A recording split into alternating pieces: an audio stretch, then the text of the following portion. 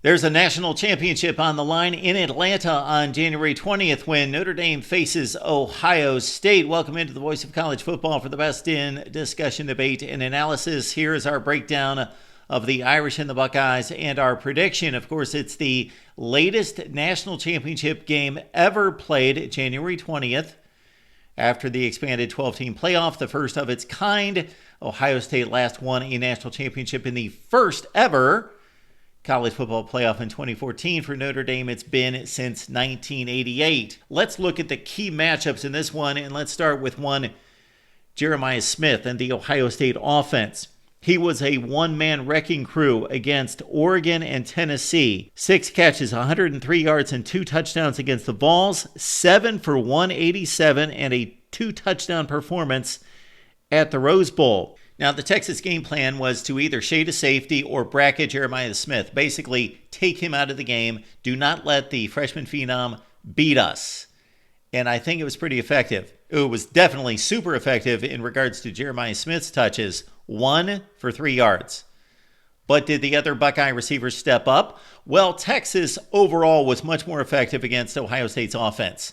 When you look at the first half scoring of these games, Tennessee gave up 21 points to the Buckeyes. It could have been 24 with a missed field goal. 306 yards for the Buckeyes in the first half against the Vols.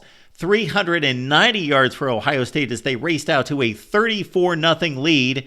34 first half points against Oregon. Now against Texas, just 14 points in the first half.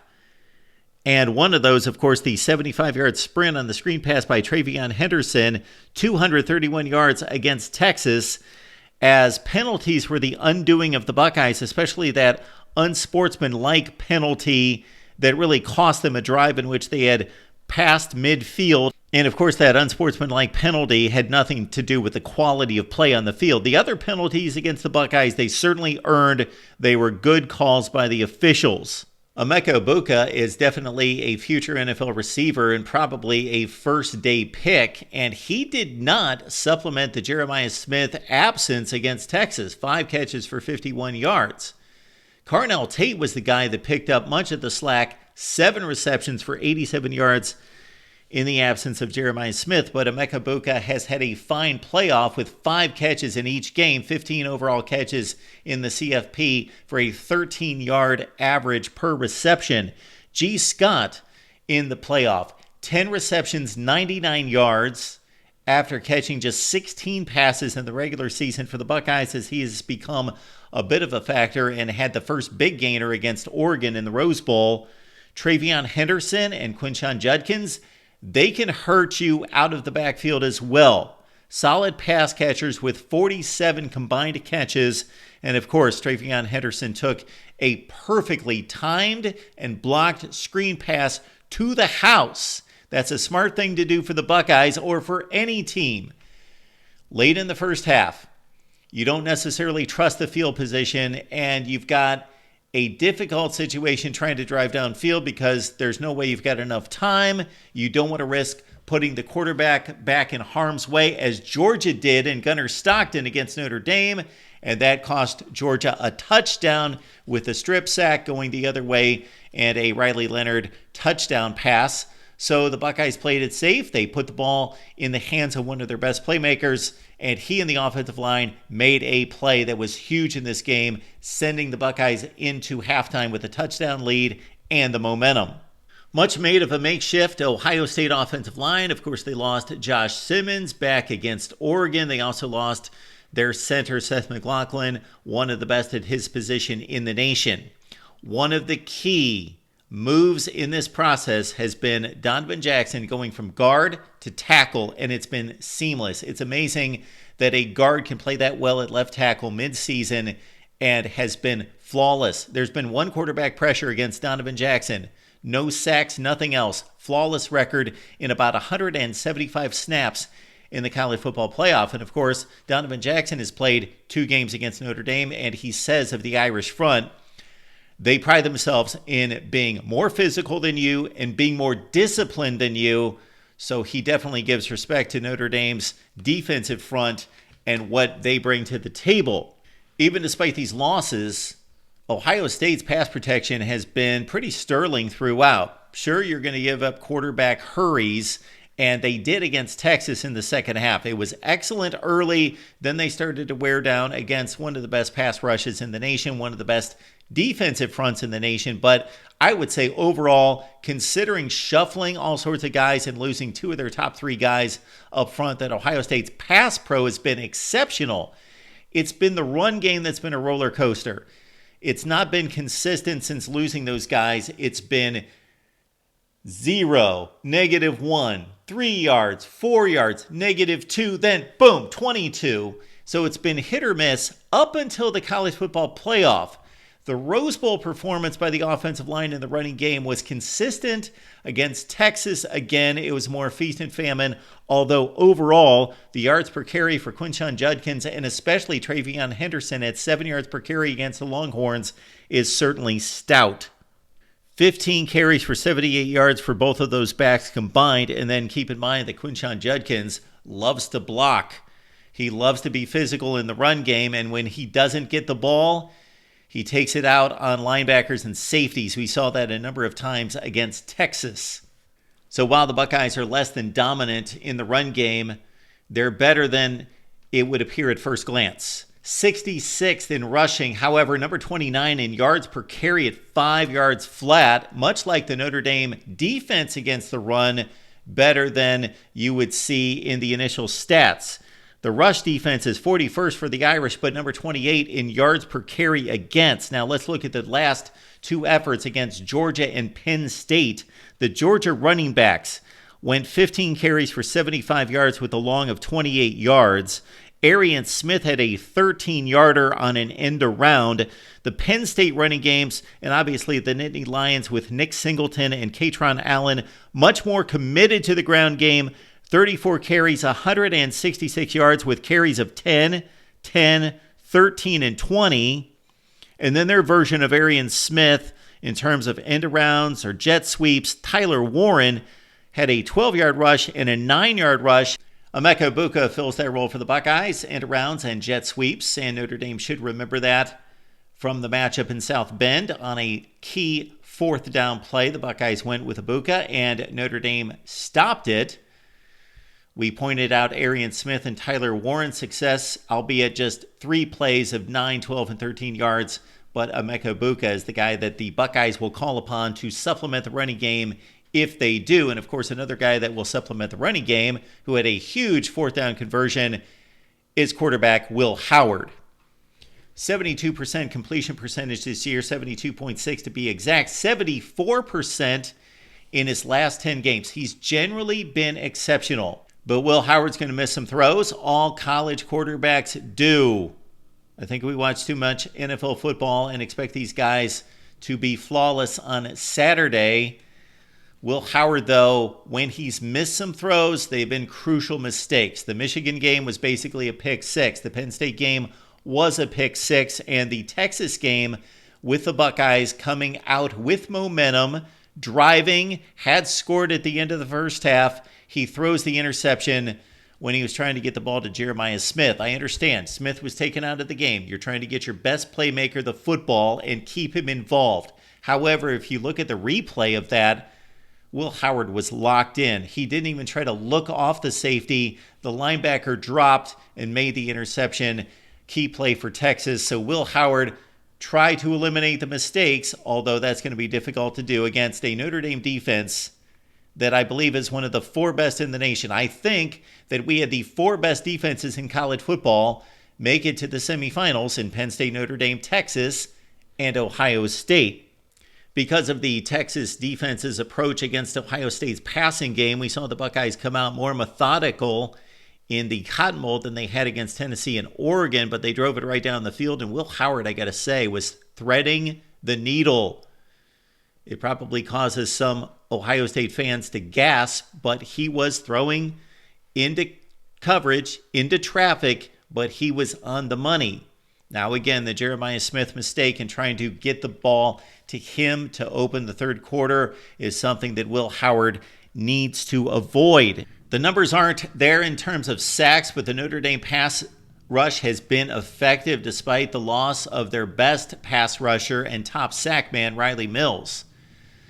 R.J. Oben was the guy that got around the end and made maybe the biggest play against Georgia, the strip sack that led to the Riley Leonard touchdown to break it open at 13-3 at the half. Elsewhere on that Notre Dame defense, you've got an exceptional linebacking core led by Jack Kaiser. Aiden Schuler's a guy that I've gotten acquainted with watching at safety during the college football playoffs. Xavier Watts is one of the best players in college football. The coverage of this secondary has been exceptional. It's arguably the best coverage secondary in all of college football. Then there's a guy who seems to be at the center of attention, regardless of whether it's a positive play for the Notre Dame defense or the opposition is making a big play, and that's, of course, Christian Gray. Huge interceptions against USC and then also against Penn State that set up the game-winning field goal. But he also gets picked on from time to time and gets lost in coverage and gets burned. The Ohio State passing game will, of course, be a challenge for Gray and the Notre Dame defense, one of the best in college football. Now, what about when Notre Dame has the ball? This has arguably been offensive line U. And Coach Joe Rudolph has done an outstanding job with this group, starting with game one against Texas A&M. They were tied with about 5 minutes left to play, and this offensive line came of age, and they had nobody up front who was a starter previously.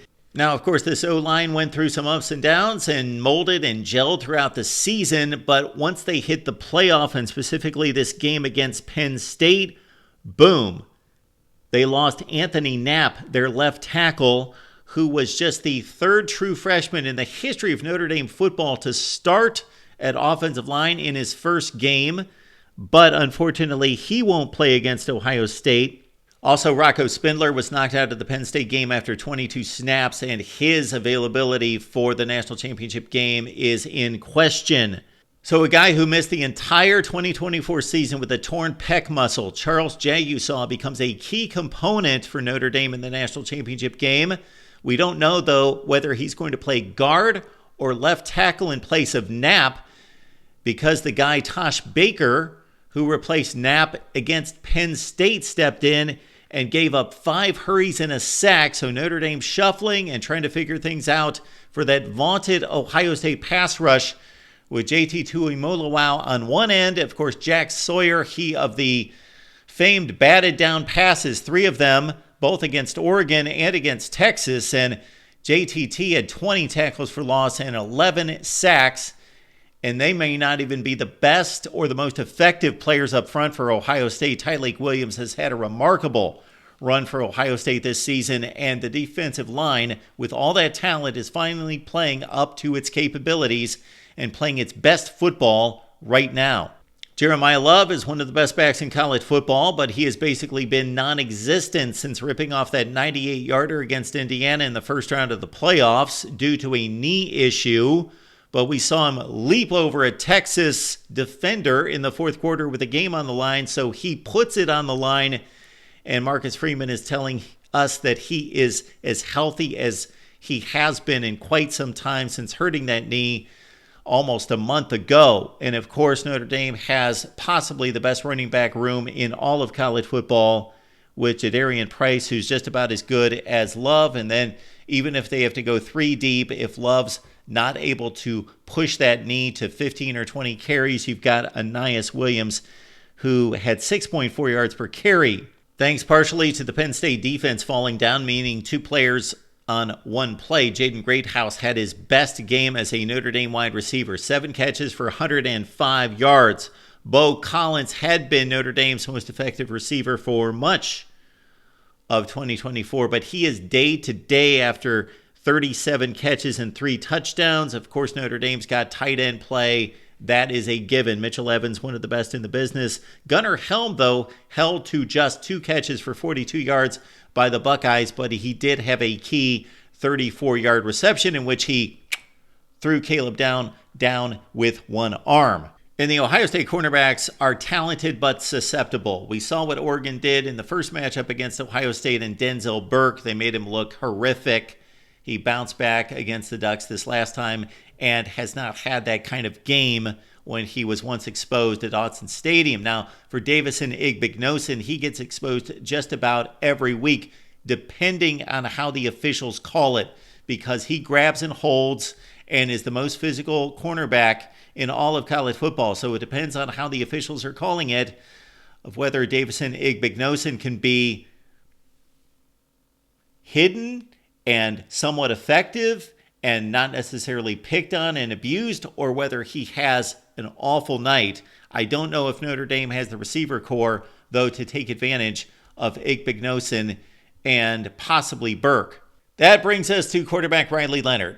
Impressed me so much at Duke as the baller, the gamer, the guy that did whatever it took to will his team to a victory. Usually running the football and just doing enough, throwing from different arm angles, putting the football, doing whatever he needed to do to get a win, and usually leaving the field with the muddiest uniform out there if they actually did play on grass and in the weather.